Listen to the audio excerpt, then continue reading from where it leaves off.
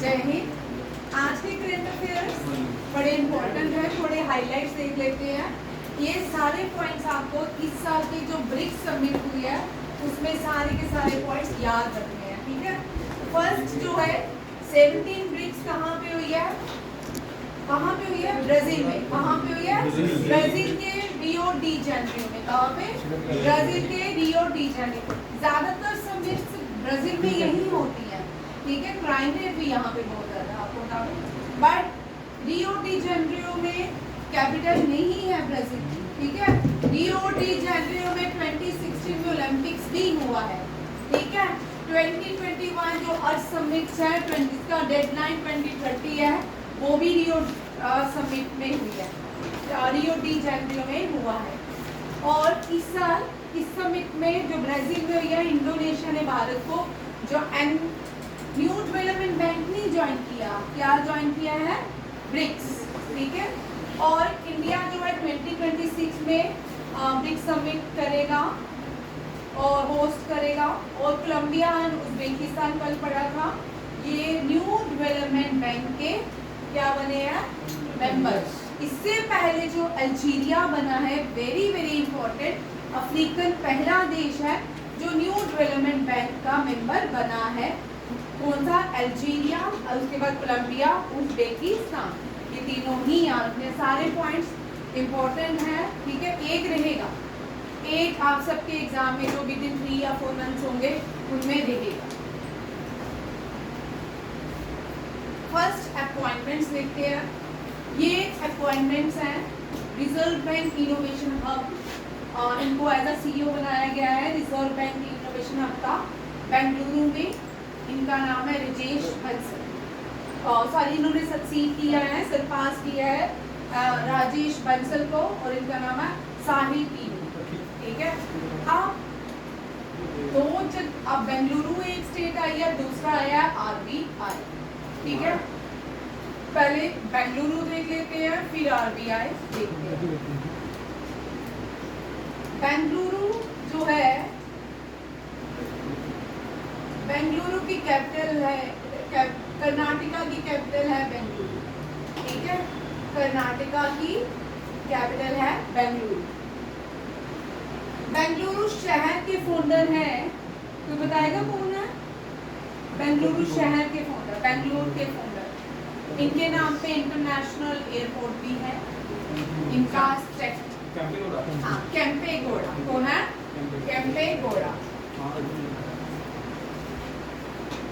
केम्पेगौड़ा। केम्पेगौड़ा वाला founder of Bengaluru, Karnataka. Bengaluru में टीपू सुल्तान को भी याद कर लेते हैं आज, टीपू सुल्तान, ठीक है। इनको टाइगर ऑफ मैसूर कहते हैं, टाइगर ऑफ मैसूर कहते हैं। इन्होंने बहुत कन्वर्जन किया इस्लाम में, टीपू सुल्तान। टीपू सुल्तान और कार्नेटिक वॉर, टीपू कार्नेटिक वॉर जो हुई, ठीक है, 3 हुई है। कितनी हुई है? 3 हुई है। कौन कौन सी? फर्स्ट का इनको बोलते हैं एंग्लो मैसूर वॉर। इनको क्या बोलते हैं? Anglo Mysore war. Anglo Mysore war 3 हुई है, ठीक है। फर्स्ट जो है हैदर अली के साथ लड़ेगी। Hyder Ali was the father of Tipu Sultan, ठीक है। He died in the second Anglo Mysore war. Third में टीपू सुल्तान, यहाँ पे 3 ट्रीटीज हुई हैं। तीनों ट्रीटीज याद रखिएगा, सर आपको पढ़ा रहे हैं वैसे, ठीक है। मॉडर्न में इंपॉर्टेंट है ट्रीटीज, ठीक है। बॉम्बे में कितनी, बॉम्बे एंग्लो बॉम्बे मराठा वॉर्स में कितनी ट्रीटीज हुई हैं? 4 हुई हैं। सेल्बी, जितनी भी हुई हैं चारों, वो याद रखनी है, वो बड़ी इंपॉर्टेंट है। और वो ट्रीटीज आती ही आती है एग्जाम में। ऑफ करें अपना फोन। और उसके बाद ये जो ट्रीटी, ये जो है मैसूर वॉर में भी कितनी हुई है? 3 वॉर, 3 ट्रीटीज हुई है इनके बीच। और ट्रीटी जो सरंगपट्टनम था, टीपू सुल्तान डाइड एट सरंगपट्टनम, ठीक है। और यहाँ पे भी ट्रीटी होने के बाद इसकी मृत्यु हो गई थी, ये भी याद रखिएगा। तुम्हारे फोन बातें सारा ध्यान मेरा अटेंशन आपके बीच में एक पॉइंट ही रहेगा। टीपू सुल्तान जो है ये हैदर अली, इनके साथ फ्रेंच लोग लड़ते थे। कौन? फ्रेंच। और ये Haider Ali, Tipu Sultan with Britishers, French लोग। फ्रांस के लोगों के पास भारत की 4 प्लेसेस थी, पुडुचेरी, माही,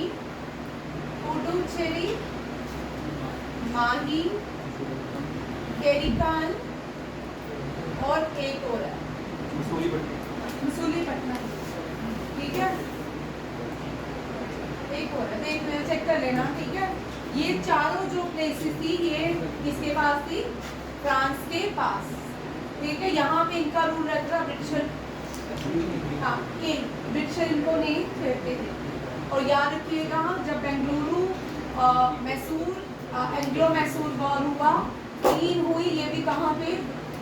कर्नाटका में हुई। ठीक है, कर्नाटका की बहुत पुरानी प्लेसेस हैं जो यूनेस्को वर्ल्ड हेरिटेज साइट में है। 2 बड़े इंपॉर्टेंट है, डेट इज होयसाला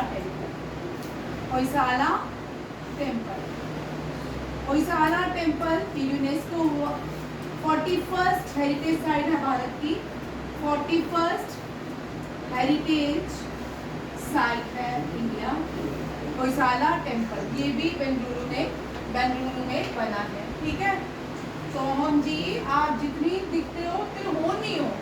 ठीक है, कल क्यों नहीं आए थे? बीमार थे, कब था ना? ठीक है, 41st heritage site of India, Hoysala temple, ये भी याद रखिएगा। Dholavira 40, Ramappa 39 heritage site, 42nd Shanti Niketan,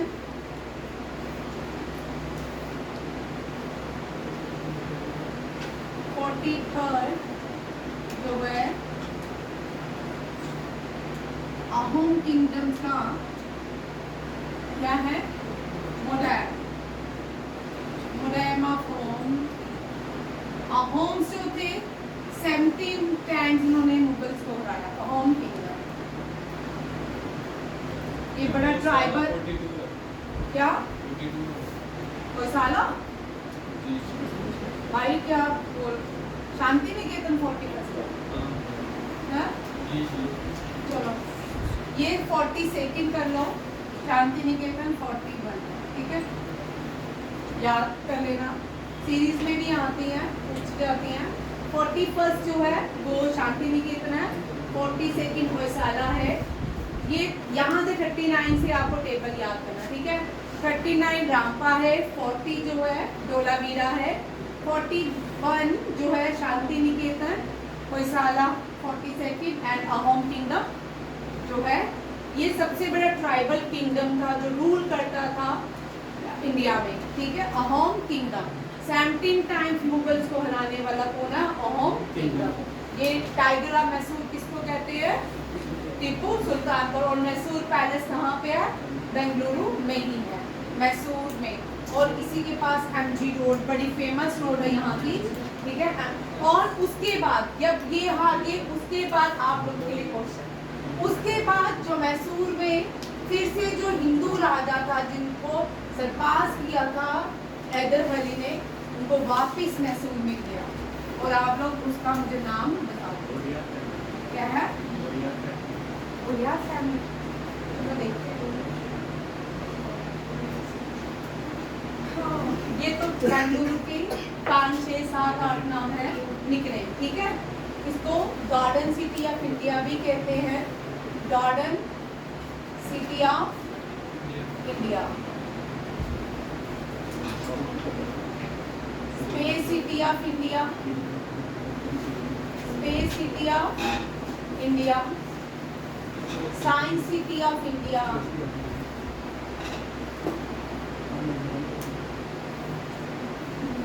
pensioner city of India.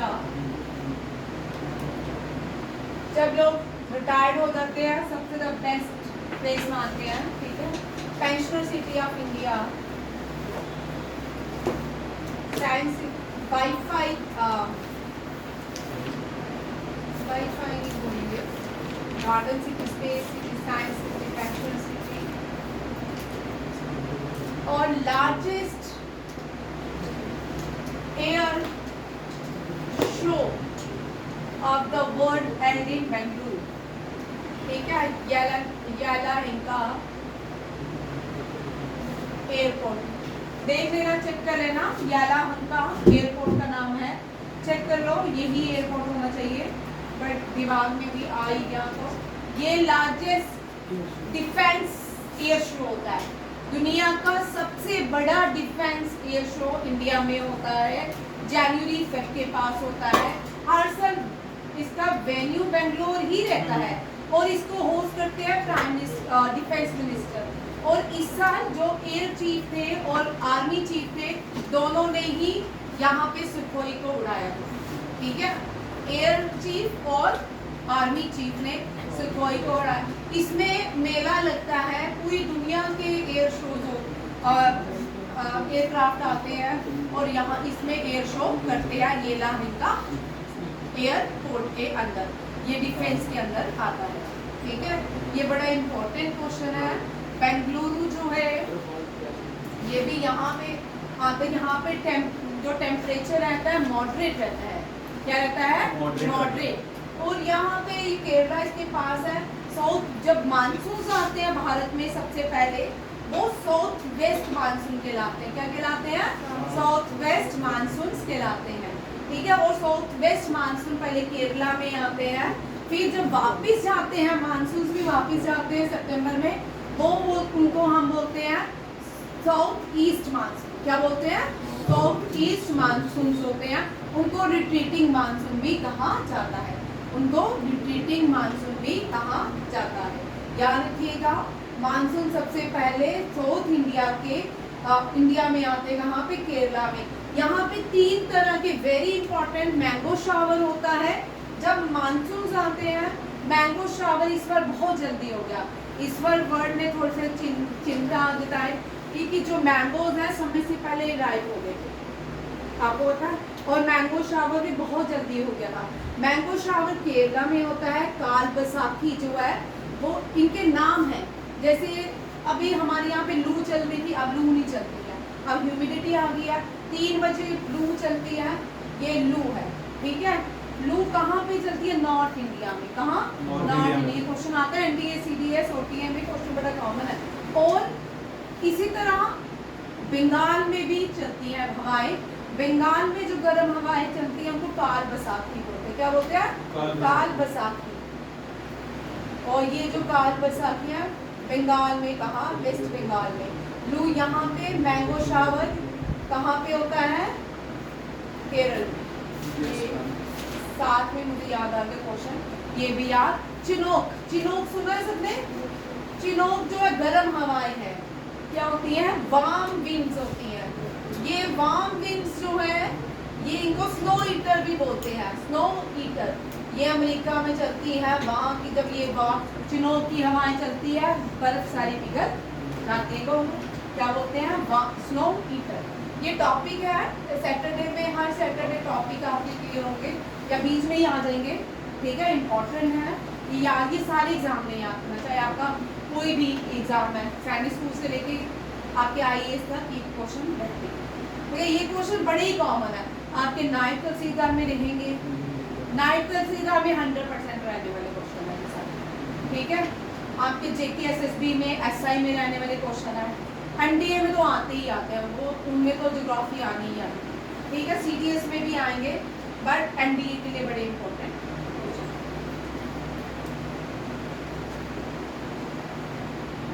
इसको पेंशनर सिटी भी कहते हैं। पेंशनर सिटी हो गया, स्पेस वाईफाई सिटी भी कहते हैं बेंगलुरु को। अब आरबीआई देखो, आरबीआई भारत का बैंक है, रिजर्व बैंक ऑफ इंडिया के नाम से जाना जाता है।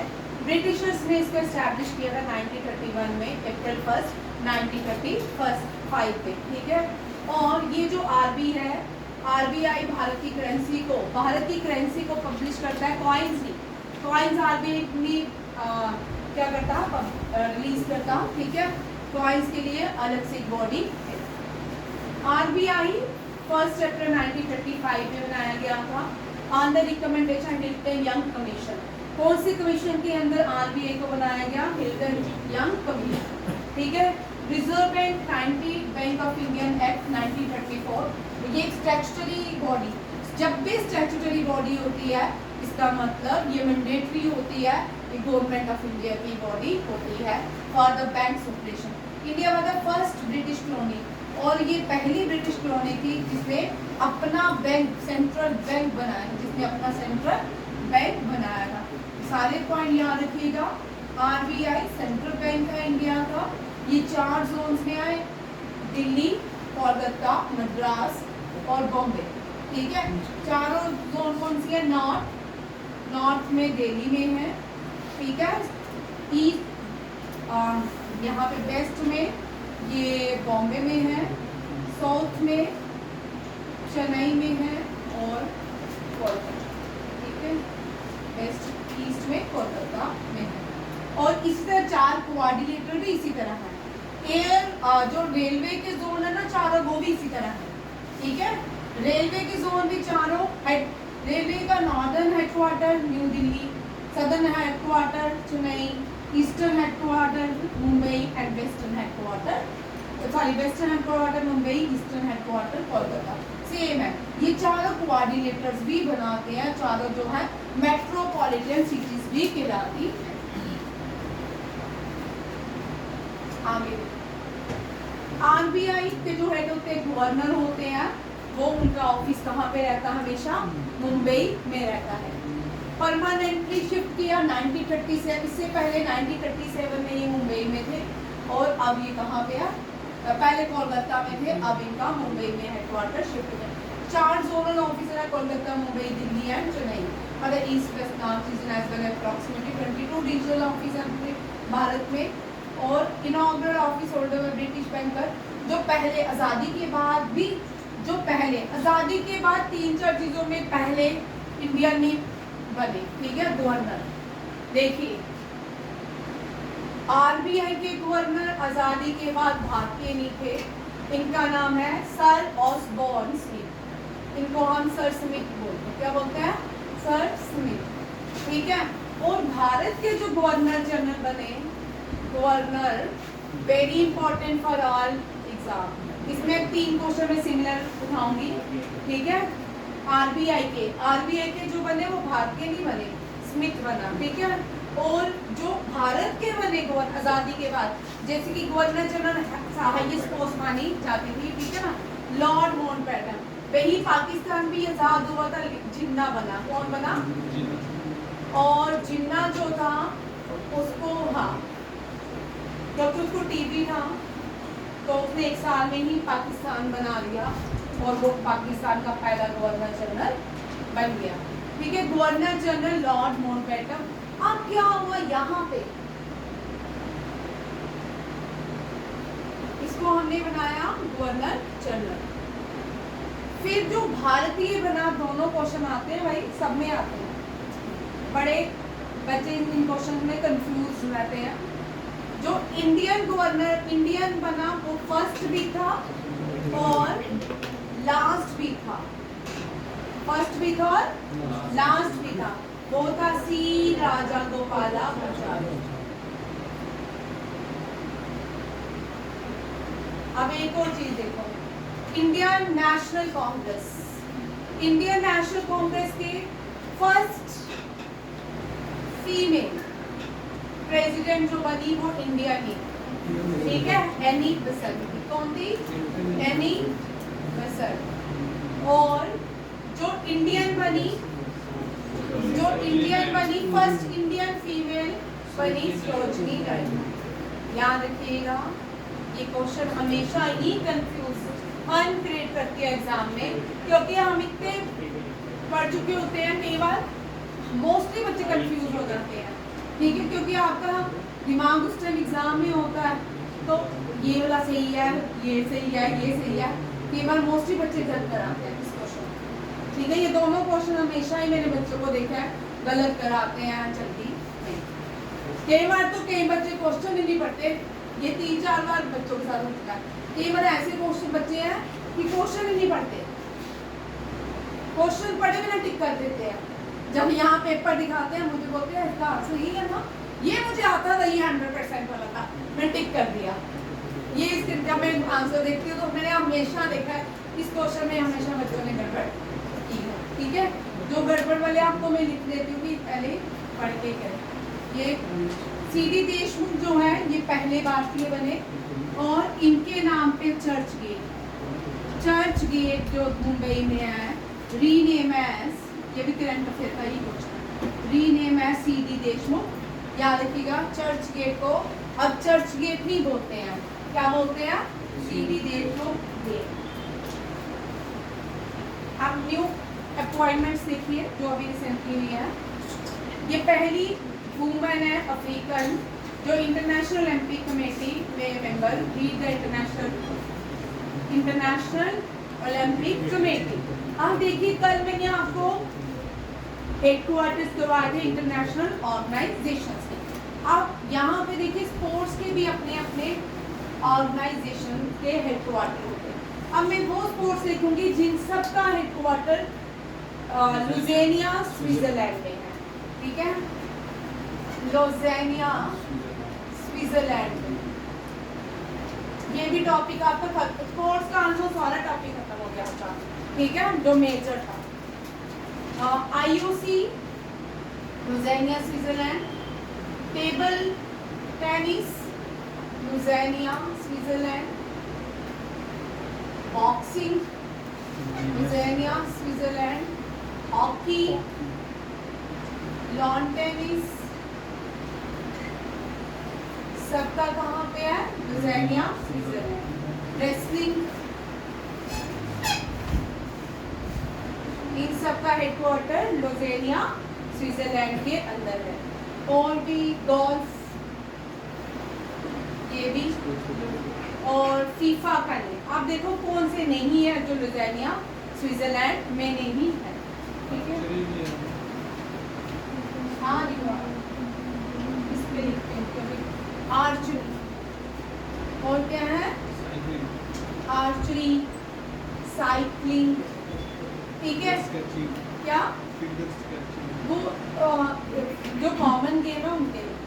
ठीक है, इन सब का हेडक्वार्टर लिसन। अब इंटरनेशनल क्रिकेट काउंसिल का हेडक्वार्टर कहाँ पे है? सऊदी अरब, यूएई। ठीक है, दुबई में कहाँ पे है? Dubai UAE. ठीक है, एशियन गेम्स का कुवैत कहाँ पे है? कुवैत। कुवैत की कैपिटल भी कुवैत सिटी है। क्या है? Kuwait city. फिर यहाँ पे बैडमिंटन का कोलालमपुर, ये मलेशिया में है। कहाँ पे है? मलेशिया की कैपिटल है कोलालमपुर। ठीक है, फिर आते हैं बीसीसीआई का, ये बॉम्बे है। ठीक है, मुंबई इंडिया। अब कबड्डी का, कबड्डी, खो खो, ये भी अब इंटरनेशनल गेम्स होती जा रही हैं इंडिया। ठीक है, इंडिया में जयपुर, सारी जयपुर ही है दोनों। ठीक है, फिर आता है शूटिंग का हेडक्वार्टर है म्यूनिक जर्मनी। फीफा का हेडक्वार्टर आता है यूरिक स्विट्जरलैंड। ये आपका एक और टॉपिक खत्म हो गया। जो कल नहीं आए थे, कल टॉपिक नहीं, कल थे तो परसों भी नहीं आया था ना, परसों सारे टॉपिक परसों नहीं। ठीक है, ये सारे आपका स्पोर्ट्स का ऑलमोस्ट रनिंग हो गया। अब इसके साथ बार बार रिपीट करूंगी, याद हो जाएगा। ठीक है, अब एक बार आप याद करोगे, बार बार रिपीट होने, तुम भी भाई लिख लिया, ये आएंगे क्वेश्चन।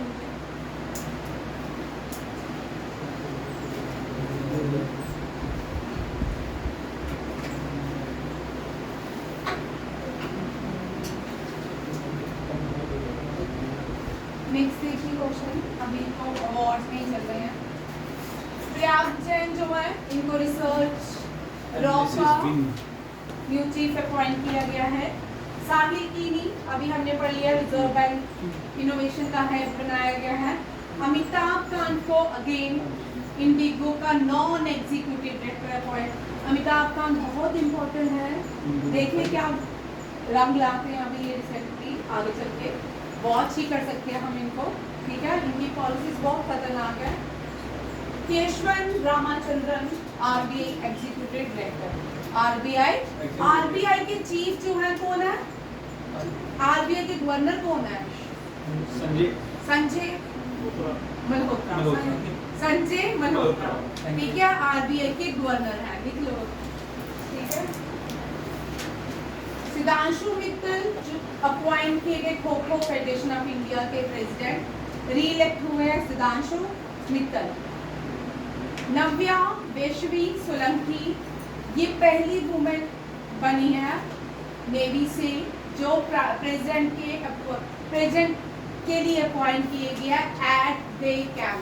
ये प्रेसिडेंट की जितनी भी ड्यूटीज हैं, एड्रेस, प्रेसिडेंट की मीटिंग कहाँ पे है, प्रेसिडेंट ने कब क्या करना है, ये कौन डिसाइड कर, ये कौन बताता है प्रेसिडेंट को, ये टर्म्स होती है एट दी कैंप, ठीक है। ये नेवी की ऑफिसर है यशस्वी सोलंकी को अपॉइंट किया गया at the camp for president. President India का हाईएस्ट एग्जीक्यूटिव रहते हैं, बॉडी रहती है, हाईएस्ट एग्जीक्यूटिव बॉडी है ये भारत की। और prime minister is the highest executive part of India. Prime minister is the head of the council, president the head of the executive body, और प्रेसिडेंट जो होते हैं head of the council of ministers होते हैं, head of the government होती है, ठीक है। जितने भी काम होते हैं, कल मैंने कल एक देख रही थी, उसने यहाँ पे लॉ की टर्म यूज की है। प्रेसिडेंट के लिए डी ज्यूरिया होता है, डी ज्यूरिया, अच्छा है सीखने को। एक टर्म होता है डी फैक्टो, आपको नहीं आएगा क्योंकि ये आपके लिए टर्म्स नहीं होते हैं, ये लॉ के स्टूडेंट या क्लैट के एग्जाम दो उनके लिए टर्म्स यूज की जाती है। डी ज्यूरिया होता है परमानेंट बॉडी, क्या होती है? परमानेंट। डी फैक्टो होता है जैसे ये परमानेंट बॉडी इसलिए है क्योंकि ये हेड ऑफ द गवर्नमेंट है, हेड ऑफ द कंट्री है। हेड ऑफ द कंट्री जितने भी बिल हम पास करेंगे, जितने भी बिल लोकसभा राज्यसभा में बनते हैं, जब तक प्रेसिडेंट उनमें अपने कंसेंट नहीं देता कोई भी बिल, तब तक बिल नहीं कहलाता। इसीलिए प्रेसिडेंट जो होते हैं हेड ऑफ द कंट्री, उनके पास वो डी ज्यूरिया होते हैं। But prime minister de facto means वो प्रेसिडेंट की तरह काम नहीं करते हैं। आज लोकसभा, आज कोई उनके मेजोरिटी में कोलिएशन गवर्नमेंट है, कोई भी एक वापिस मेजोरिटी ले लेते तो क्या हो सकता है? गवर्नमेंट गिर सकती है, क्लैप्स हो सकते हैं, फिर से इलेक्शन हो सकते हैं, ठीक है। और डी फैक्टो जो होता है नॉन परमानेंट बॉडी के लिए लगता है। सुधांशु मित्तल जो है reappointed kho-kho federation. Navya Vaishnavi Solanki, very important question, इसको लिख लो, हर एग्जाम के लिए लिख लो। प्रेसिडेंट होते हैं हेड ऑफ द कंट्री, टू लिख ले, प्रेसिडेंट होते हैं हेड ऑफ द कंट्री, और prime minister head of the council of minister होते हैं। प्राइम मिनिस्टर होते हैं head of the council of minister. Council COUNCIL, council of minister होते हैं, हमेशा याद रखिएगा। प्रेसिडेंट अपॉइंट किस किस को करते हैं? यूपीएससी चेयरमैन को, गवर्नर को, आरबीआई गवर्नर को, इलेक्शन कमिश्नर्स को, जितने भी इलेक्शन कमिश्नर चीफ है या डिप्टी है, ये सब, कंट्रोलर ऑडिट को, और सुप्रीम कोर्ट जजेस, हाई कोर्ट जजेस, और इंडियन चीफ जस्टिस को, कंट्रोलर ऑडिट जनरल, सबको अपॉइंट करते हैं president of India. President of India also appointed Prime Minister, but the rest of the Council of Ministers is not appointed by the Prime Minister. They are recommended by the Prime Minister. Attorney General also recommended by the Prime Minister. ठीक है? Dr. Shiv Kumar कल्याण रामा, ये अनुसंधान national research के CEO बने हैं। अशोक सिंह ठाकुर जो है chairman बने हैं इसके national trust for art and cultural heritage. ये जिनका नेशनल से इधर है, JKSSB है, वो इस क्वेश्चन को लिखें। अवार्ड देखिए, प्राइम मिनिस्टर को नाम्बिया का भी हाईएस्ट सिविलियन अवार्ड मिला है। सिर्फ आपको पता था हुआ है प्राइम मिनिस्टर कहाँ का गया, ठीक है, आपको ये पॉइंट याद करना है, ठीक है, कि कौन कौन सा अवार्ड याद करना। 100% श्योर है यही क्वेश्चन ये आएगा, आपको ये नहीं आएगा प्राइम मिनिस्टर को नाम्बिया का मिला है, बेलारूस का मिला है, या बेल्जियम ब्राज़ील का मिला है, ये नहीं आएगा। ये आएगा the order the most ancient welwitschia mirabilis, ये कौन सी कंट्री का हाईएस्ट सिविलियन अवार्ड है। ये भी नहीं आपको आएगा कि प्राइम मिनिस्टर को दिया गया, ये पूछा जाएगा, क्योंकि 2000 जब प्राइम मिनिस्टर को अवार्ड्स मिलना शुरू हुए थे ना 2016 से, तब पहला क्वेश्चन था फ्रांस का हाईएस्ट सिविलियन अवार्ड का नाम बताओ। और ये क्वेश्चन नहीं आता कि प्राइम मिनिस्टर को ये अवार्ड मिला है, तो वहाँ पे आया था कि फ्रांस का हाईएस्ट सिविलियन अवार्ड कौन सा है। मैं सारी लिस्ट फिर से दे दूंगी, 10 बार आएगी, हर करंट अफेयर में लिस्ट आएगी। अभी मैंने परसों करवाई है तो उसमें ऐड कर दूंगी, ठीक है, मैं आज शेयर कर दूंगी ग्रुप्स में। दीपिका पादुकोण, ये भी इसको भी बेचारी को Hollywood walk of the fame star से सम्मानित किया गया है, इसको इनको छोड़ दो। केरला, ये इम्पोर्टेंट, ठीक है, ये इम्पोर्टेंट है।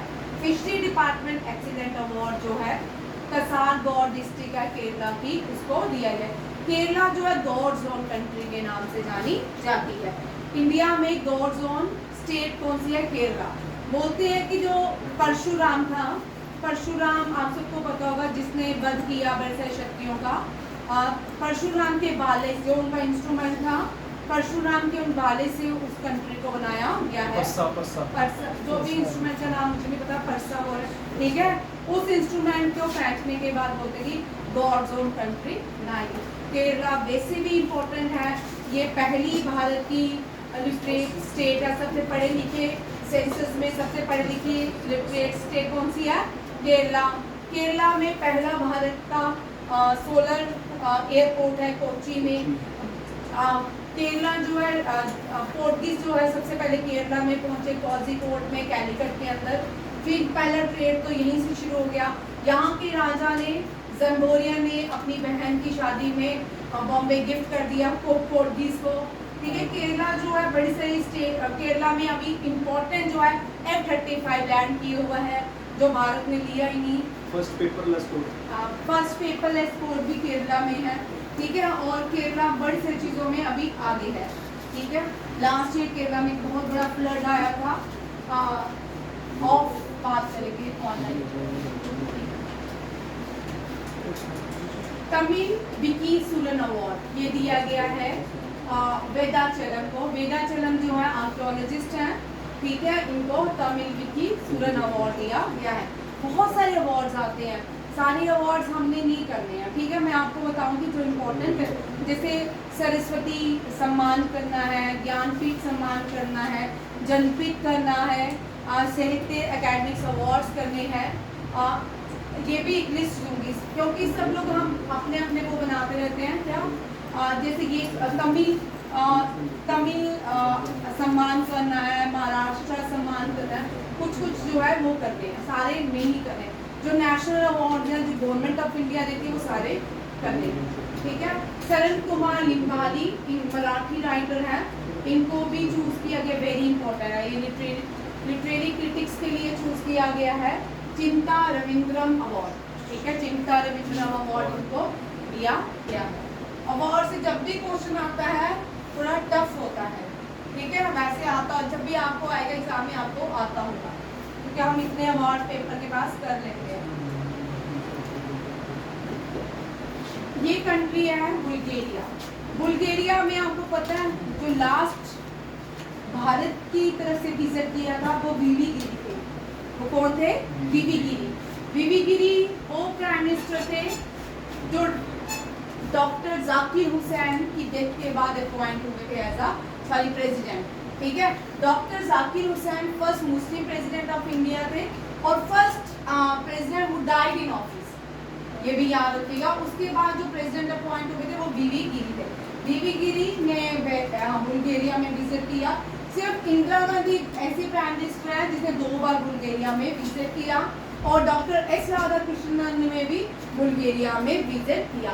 ये कुछ कंट्रीज है, हमेशा याद रखिएगा अब ये इम्पोर्टेंट हो जाए क्योंकि अभी रिसेंटली प्राइम मिनिस्टर ने को नया के लिए करंट अफेयर खोल दिया है कि उसने आफ्टर सिंदूर ऑपरेशन उन देशों में विजिट किया है यहाँ पे पहले प्राइम मिनिस्टर के गए 20-25 साल हो गए, 30 साल हो गए, 40 साल हो गए, इसलिए ये क्वेश्चन कर ऐड किया है मैंने। ठीक है, याद रखिएगा, सारे करोगे जिन जो नई कंट्री बुल्गारिया जैसी कंट्रीज में भी याद रखोगे कौन कौन से प्रेसिडेंट और प्राइम मिनिस्टर ने विजिट किया है। वीवी गिरी, डॉक्टर एस राधाकृष्णन और इंदिरा गांधी जो है बुल्गारिया में विजिट किया। बुल्गारिया की कैपिटल सोफिया है। करेंसी इसकी अब क्वेश्चन को बताया नहीं। बुल्गारिया ने जो है 2026 में ये भी यूरो को अडॉप्ट कर लेगा। ये इसकी करेंसी क्या हो जाएगी? यूरो। आपने एक व्यक्ति का नाम सुना होगा जिसका नाम था नेपोलियन बोनापार्ट। ठीक है, नेपोलियन एक ऐसा राजा हुआ, एक ऐसा रूलर हुआ जिसने करेंसी सिस्टम को इंट्रोड्यूस किया। पहले जितने भी लोग ट्रेड करते थे एक जगह से, जैसे हमने यहाँ से जोर से अखनूर जाना, सुंदरवन जाना, तो हम क्या करते थे वहाँ पे भी पहले उसकी करेंसी अलग देनी, फिर उसके मतलब अगर किसी बिजनेस मैन ने ट्रेड करा था उसके पास उसके पॉकेट में 50 तरह की करेंसी होती है। फिर उसने कॉमन करेंसी इंट्रोड्यूस की। किसने? ये आइडिया किसका था? नेपोलियन का। किसका? उसने कॉमन करेंसी जो कोड ऑफ नेपोलियन आते हैं, 21 कोड ऑफ नेपोलियन आते हैं, वो इसी में आते हैं। ठीक है, ये भी याद रखिए। बोले बेल्गोरिया,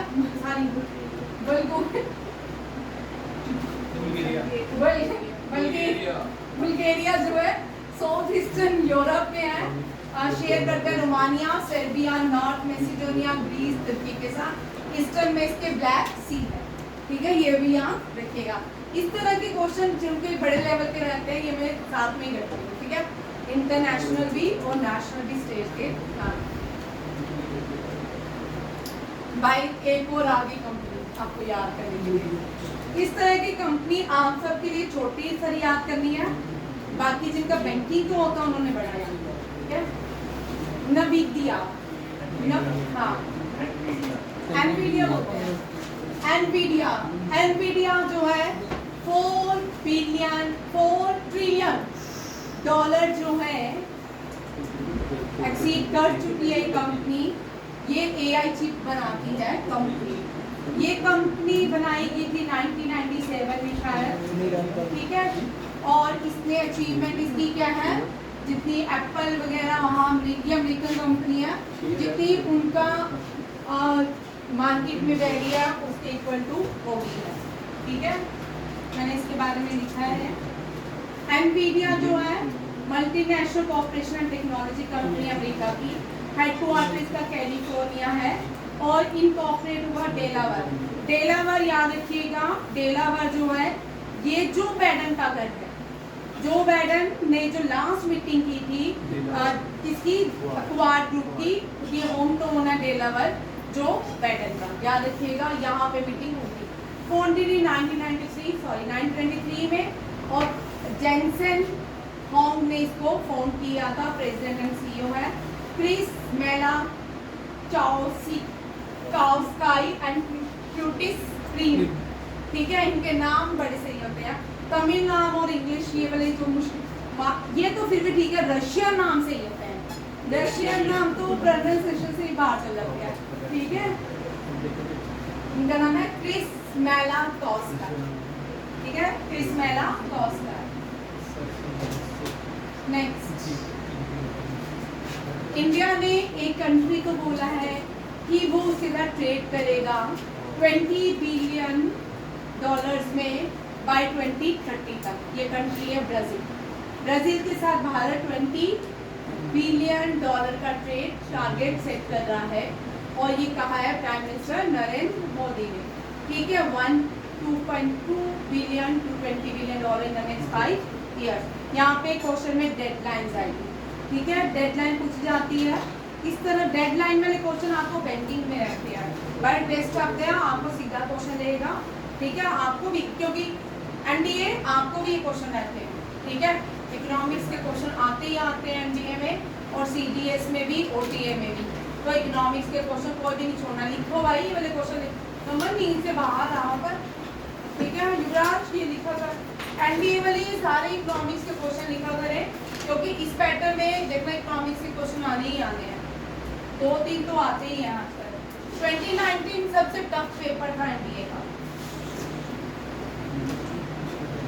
इंडिया ने अब्सटेन किया यूनाइटेड नेशन जनरल असेंबली में, ये मैंने आपको छोटा सा पॉइंट उस दिन बताया था, ठीक है। अब्सटेन किसके अगेंस्ट था? अफगानिस्तान के फेवर में था, उसके फेवर में वोटिंग नहीं की भारत ने, ठीक है।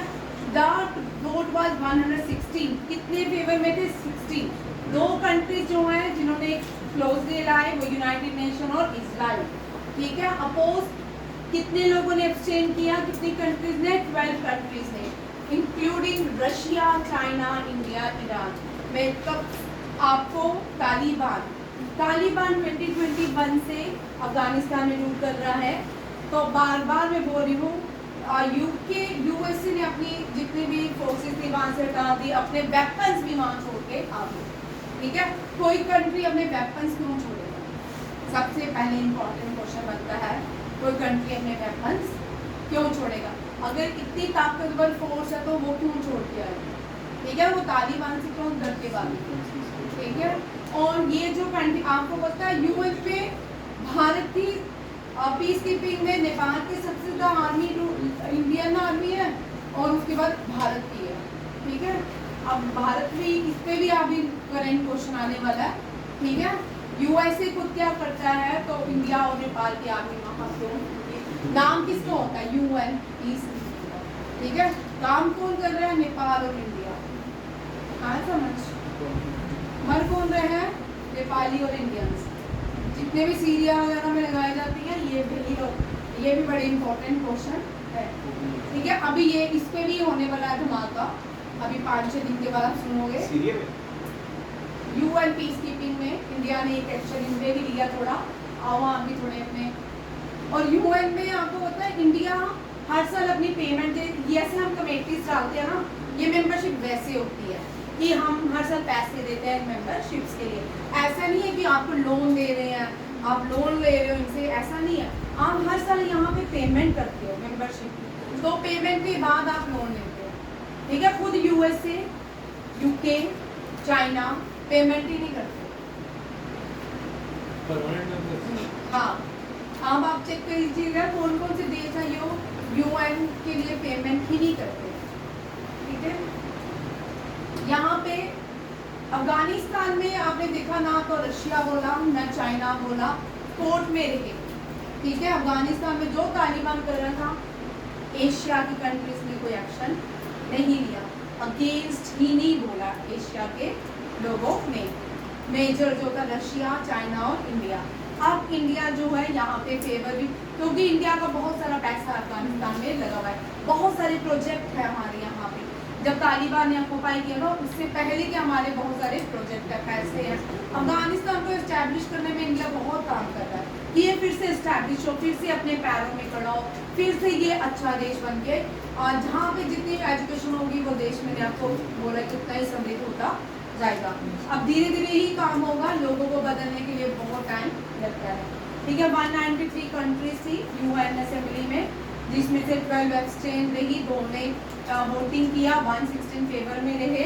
और ये रेजोल्यूशन जर्मनी ने लाया था, सिचुएशन इन अफगानिस्तान, और इस रेजोल्यूशन का नाम क्या था? Situation in Afghanistan. बट ठीक है इंडिया ने किया, ये वुमेन्स के लिए था, वुमेन्स को भी जिंदा रहने का हक है, वहाँ पे तो जिंदा लाशें हैं वुमेन, ठीक है। ये भी याद टाइम पे क्लास में, ठीक है। वहाँ पे जिंदा लाशें हैं वुमेन, सब वुमेन। हम यहाँ पे मस्ती करती हैं, यहाँ की लड़कियाँ जो मर्जी करें, ठीक है नहीं, जिम भी जाती हैं, ठीक है, पार्लर भी जाती हैं, घूमती फिरती हैं। कुछ लड़कियाँ की टूर ही करती हैं, शादियाँ नहीं करती, तो एक जगह से एक हिमालय से दूसरे हिमालय तो तीसरे हिमालय से फोर्थ हिमालय घूमती फिरती रहती हैं, ऐसा ही है।